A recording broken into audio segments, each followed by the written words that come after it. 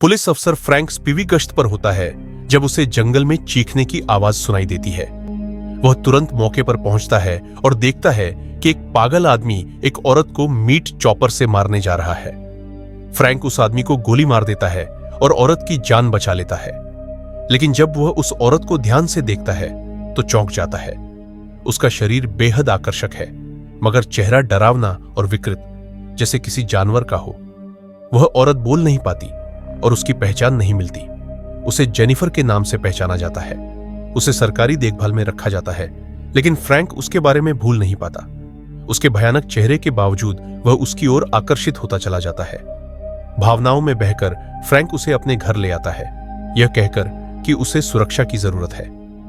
Jennifer की उपस्थिति से फ्रैंक का परिवार असहज हो जाता है।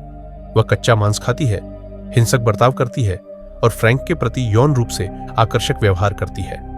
फ्रैंक उसके साथ संबंध बना लेता है, जिससे उसकी पत्नी और बेटा उसे छोड़ देते हैं।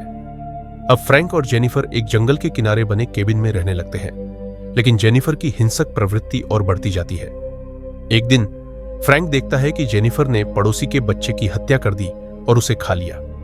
डर और ग्लानि से भरकर वह समझ जाता है कि जेनिफर एक शिकारी है जो अपनी खूबसूरती का इस्तेमाल कर पुरुषों को फंसाती है।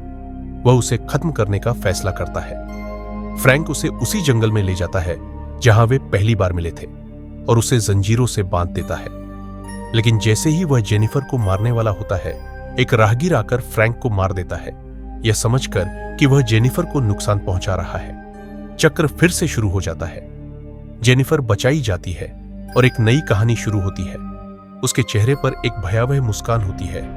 अगला शिकार तैयार है। जेनिफर वासना, जुनून और लालच के खतरों को दर्शाती है।